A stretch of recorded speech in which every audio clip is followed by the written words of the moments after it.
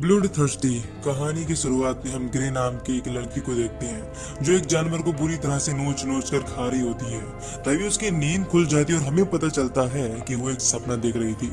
लेकिन जब वो बाथरूम जाकर चेक करती है तो उसे अपनी आंखें बहुत ही अजीब तरह की दिखाई देती हैं, जिससे वो काफी डर जाती है और कुछ पिल्स लेती है। फिर वो डॉक्टर के पास पहुंचती है। इस दौरान ग्रे उससे अपने होने वाली हेलुसिनेशन के बारे में बात करती है। इस पर डॉक्टर उससे कहता है कि तुम्हें फिजिकली कोई बीमारी नहीं है, तुम पूरी तरह से ठीक हो। इस बात से वो बहुत ही ज्यादा हैरान हो जाती है, क्योंकि अगर वो ठीक है तो उसके साथ अजीब घटनाएं क्यों हो रही हैं। इसके बाद ग्रे एक फोटोशूट के बाद अपने घर पहुंचती है। इस दौरान हमें पता चलता है कि वो एक सिंगर और सॉन्ग राइटर है।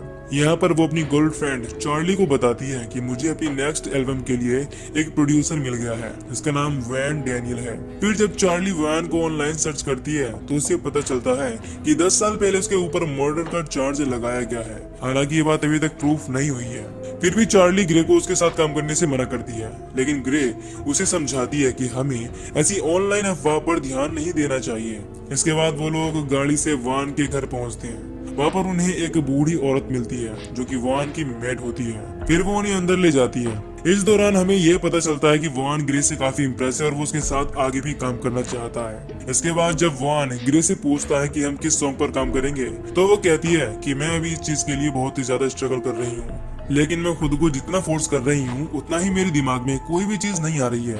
ये सुनकर वान उसकी हेल्प करने के लिए कहता है और साथ ही साथ ये भी समझाता है कि तुम्हें खुद को फोर्स करने की बजाय एक खुली किताब की तरह छोड़ देना चाहिए। इससे सॉन्ग खुद ही तुम्हारे दिमाग में आ जाएगा और तुम ज्यादा सीख पाओगी। फिर जब स्टूडियो में वो लोग गाना रिकॉर्ड करने की कोशिश करते हैं तो ऐसा नहीं कर पाते, इसीलिए वान उसे बाहर घुमाने ले जाता है और वहाँ पर कहता है कि तुम्हें इस रास्ते पर जब तक भागना है जब तक तुम्हारी सांसें पूरी तरह से उखड़ ना जाए। अब ग्रे ऐसा ही करती है, लेकिन जैसे ही वो रुकती है उसके पास वान पहुंच जाता है। इस बात से वो काफी हैरान होती है, क्योंकि वो काफी दूर तक भाग कर आई थी और इतनी दूर इतनी जल्दी भागना किसी के लिए भी मुमकिन नहीं है। खैर, इसके बाद वो दोनों पूरा दिन सॉन्ग रिकॉर्ड करने की कोशिश करते हैं, लेकिन वो इस चीज में पूरी तरह से नाकाम रहते हैं। तभी वहाँ पर चार्ली पहुंच जाती है जो वान से कहती है कि ग्रे को थोड़ा सा रेस्ट चाहिए। हालांकि वो इस चीज के लिए मना करता है, लेकिन ग्रे भी चार्ली की बातों से सहमत होती है, इसीलिए वान उसे जाने के लिए कह देता है। फिर ग्रे के सोने के बाद चार्ली वान से बात करती है और कहती है कि तुम्हें इस तरह से ग्रे को फोर्स नहीं करना चाहिए, क्योंकि मैं उसे अच्छे से जानती हूँ कि उसकी लिमिट क्या है। लेकिन वो उसकी बातों को मानने से साफ इनकार कर देता है और कहता है कि मैं ग्रे को तुमसे ज्यादा अच्छी तरह से जानता हूँ और ये भी जानता हूँ कि उसकी लिमिट क्या है।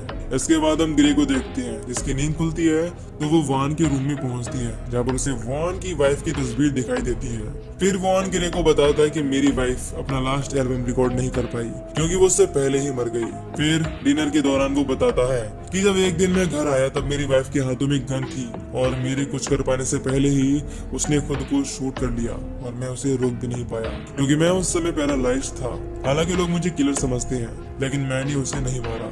अगले सीन में हम देखते हैं कि चार्ली ग्रे को वान के घर से चलने के लिए कहती है, लेकिन ग्रे इस चीज के लिए साफ इनकार कर देती है और कहती है कि वो मेरी मदद कर रहा है।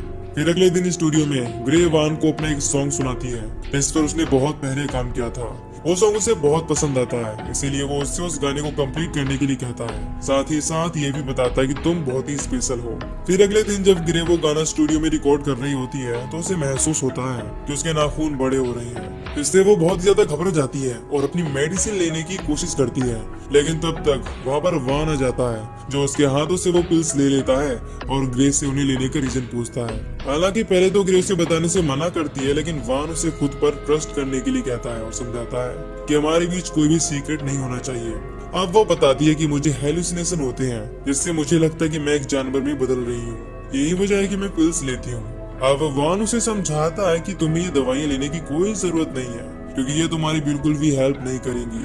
अगले सीन में हम ग्रे को उसकी गर्लफ्रेंड चार्ली के साथ देखते हैं जो पेंटिंग बना रही होती है। इस दौरान चार्ली उससे पूछती है कि मुझे तुम्हारी दवाइयाँ डस्टबिन में मिली। इस पर ग्रे उसे बताती कि वान ने समझाया कि मुझे इन दवाइयों की कोई भी जरूरत नहीं है। इस बात से चार्ली काफी ज्यादा गुस्सा हो जाती है क्योंकि वान की वजह से ग्रे धीरे धीरे बदल रही थी। फिर जब चार्ली उसे डिनर के लिए पूछती है तो ग्रे उसे बताती है कि वान ने मुझे अकेले ही डिनर पर बुलाया है।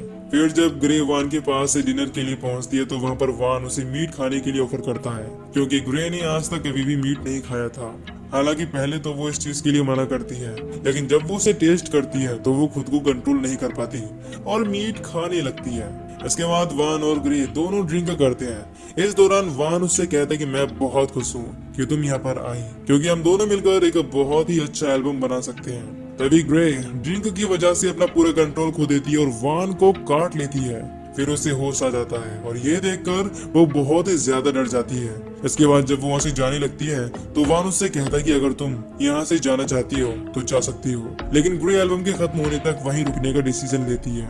फिर रात में जब ग्रे चार्ली के साथ लेटी हुई होती है तो वो उठकर किचन में पहुंचती है और फ्रिज में रखी हुई मीट से निकलते हुए ब्लड को बहुत ही बुरी तरह से पी जाती है। इसके बाद जब अगले दिन ग्रे गाने की रिहर्सल कर रही होती है तो उसके पास चार्ली पहुंचती है और गाना सुनने के लिए कहती है, लेकिन जब ग्रे उसे अपना गाना सुनाती है तो वो बहुत ही ज्यादा हैरान होती है, क्योंकि अब ग्रे के गाने की लिरिक्स और लाइन बिल्कुल बदल चुकी थी। इसके बाद हमें वान को दिखाया जाता है जिसके पास उसकी मेट पहुंचती है और उससे पूछती है कि क्या आपको खाने के लिए कुछ और भी चाहिए।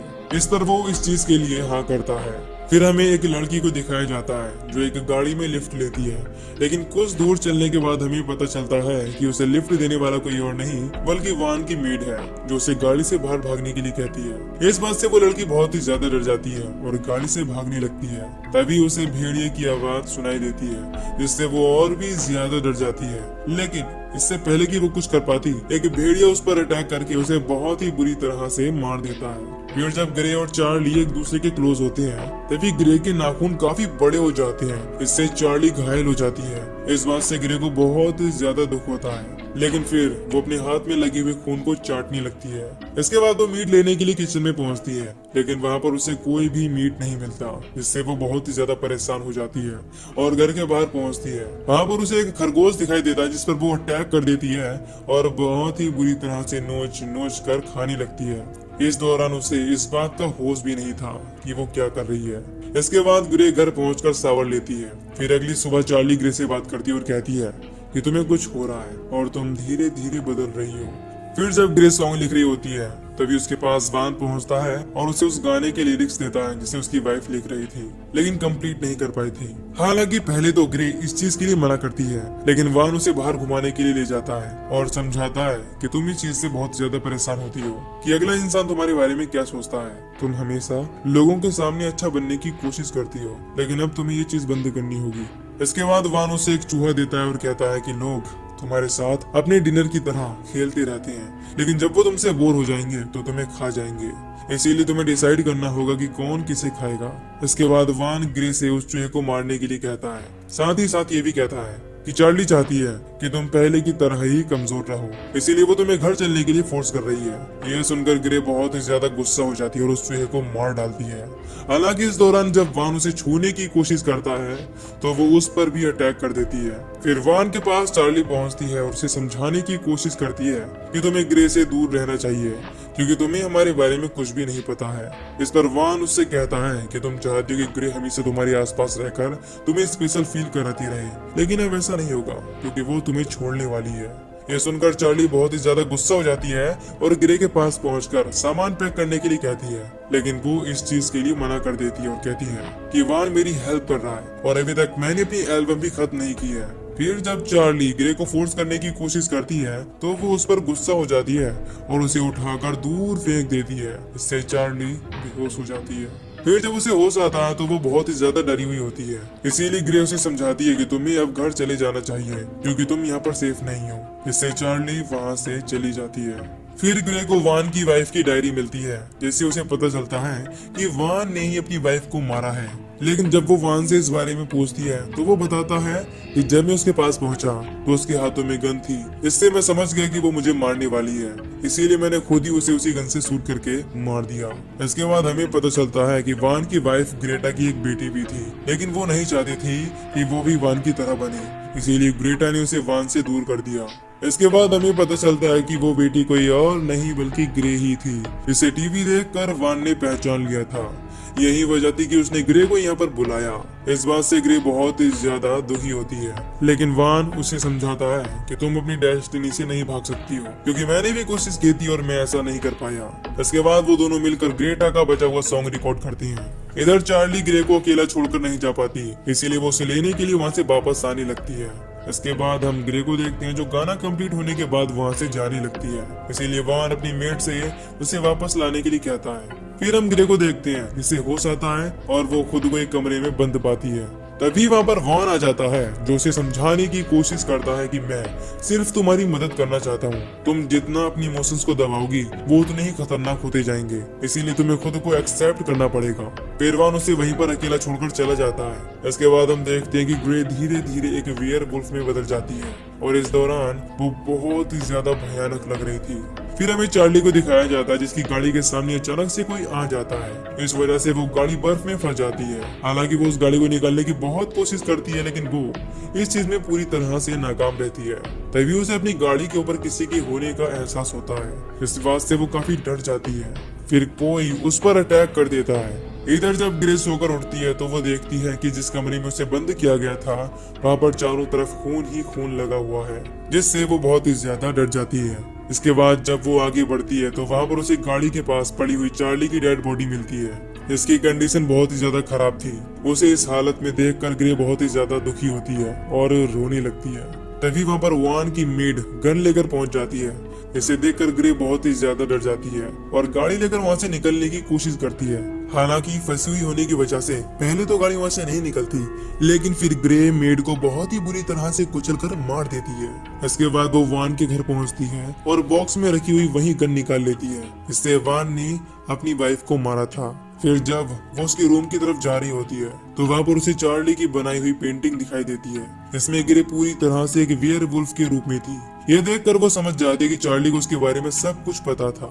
फिर वो वान के पास पहुंचती है और उससे कहती है कि तुमने चार्ली को मार दिया, लेकिन वो इस चीज के लिए साफ इनकार करता है और कहता है कि मैंने उसे छुआ भी नहीं है। इससे पता चलता है कि चार्ली ग्रे को बचाने के लिए हारी थी, इसीलिए मेड उसे पकड़कर ग्रे के पास ले आई और क्योंकि वो वेयरवुल्फ के रूप में थी इसीलिए उसने खुद ही चार्ली को मार दिया, क्योंकि वो अपने कंट्रोल में नहीं थी। इस दौरान वान उसे बताता है कि हम वेयरवुल्फ हैं, इसीलिए या तो लोग हमारा शिकार करते हैं या फिर हम उनका, और ये हमेशा चलता आया है, इसीलिए इसमें तुम्हारी कोई भी गलती नहीं है। इसके बाद ग्रे वान को शूट करने की धमकी देती है और उसे पूछती है कि तुमने अब तक कितने लोगों को मारा है। तभी वान एक वेयरवुल्फ में बदल जाता है और ग्रे पर अटैक करने की कोशिश करता है, लेकिन इससे पहले कि वो उस पर अटैक कर पाता ग्रे उसे गन से शूट करके मार देती है। फिर अगले सीन में हमें ग्रे को दिखाया जाता है, जो डॉक्टर के पास पहुंचती है और वो उससे कहता है कि ये सारी चीजें सिर्फ तुम्हारे दिमाग में चल रही हैं, क्योंकि जब से तुम वहाँ पर गई हो तुम्हें कोई भी हेलुसिनेशन नहीं हुआ है, बल्कि तुम उसे रियल लाइफ में फील करने लगी हो। इसके बाद हमें पता चलता है कि ग्रे ने वान को मारने के बाद उसे बहुत ही बुरी तरह से नोच नोच कर खा लिया था। इसके बाद हम ये भी देखते हैं कि ग्रे और वॉन ने मिलकर जो गाना बनाया था उसकी वजह से ग्रे अब एक फेमस सिंगर बन गई है, और इसी के साथ ये मूवी यहीं पर खत्म हो जाती है। तो दोस्तों अभी भी आपके मन में कुछ सवाल होंगे जिन्हें मैं अपनी छोटी सी समरी में बताने वाला हूँ। तो दोस्तों हमने देखा कि ग्रे एक स्ट्रगलिंग सिंगर और सॉन्ग राइटर है, इसीलिए वो 90s के एक फेमस सिंगर वॉन के पास जाने का सोचती है, क्योंकि वो उससे सीख सकती थी। इसीलिए वो चार्ली के साथ वहाँ पर जाती है। अब वहाँ पर उसे पता चलता है कि वॉन ने अपनी वाइफ को मारा था, लेकिन ये बात कभी भी साबित नहीं हुई थी। लेकिन अब पता चल जाता है कि उसी ने अपनी वाइफ को मारा था। क्यों? क्योंकि वॉन वेयरवुल्फ था और उसकी वाइफ को ये बात बहुत देर से पता चली, और इसीलिए उसने वॉन को मारने की कोशिश की, पर वॉन ने उसे मार डाला। और वो मरने वाली औरत कोई और नहीं बल्कि ग्रे की माँ ही थी, और वॉन उसका पिता था। अब इस समय ग्रे की गर्लफ्रेंड चार्ली भी मारी जाती है, और आखिर में ग्रे अपने बाप को मार देती है। उसके बाद वो अपने डॉक्टर को सब बताती है, पर उसका डॉक्टर वो सबको जो उसने बताया इमेजिनेशन के सिवाय कुछ नहीं मानता, पर सच्चाई तो ग्रे ही जानती थी। अब वो एक फेमस सिंगर है जैसा वो चाहती थी, और इसी के साथ ये मूवी यहीं पर खत्म हो जाती है। अगर आपको मूवी अच्छी लगी है तो प्लीज चैनल को सब्सक्राइब जरूर करिएगा।